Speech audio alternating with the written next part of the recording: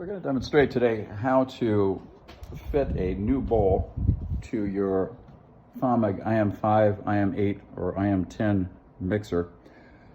You may be replacing your bowl because it got damaged somehow or lost, or maybe just want to add a bowl or two to be able to use more than one.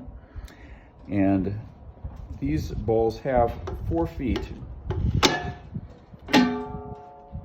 in the bottom that lock into the 4 holes in the mixer mounting plate. These feet are custom fitted to the mixing plate. When you get your new bowl, it may fit right in where the old one did, but it may not. And if not, then you will need to shim your 4 feet of the new bowl. We provide shims at Pleasant Hill Grain for this purpose. They come in several thicknesses, and I'll lay that right there for the moment.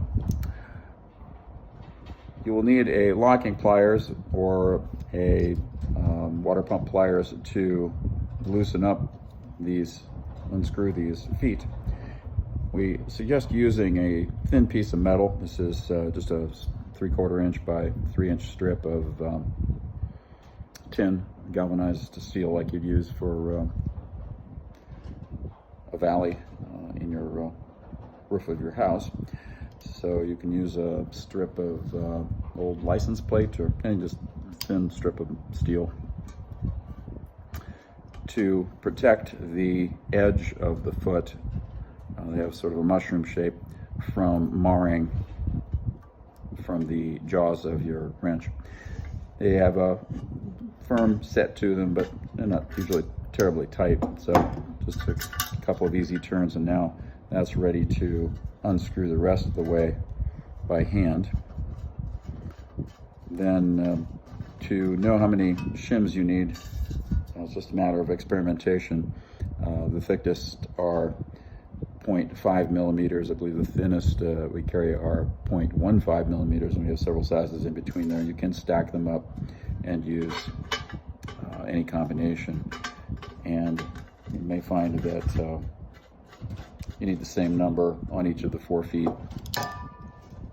That's what most people usually do, is just do them all the same.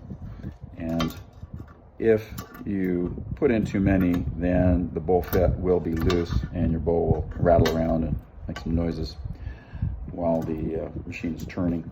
So add just enough so that the feet will go in and the locking plate will turn without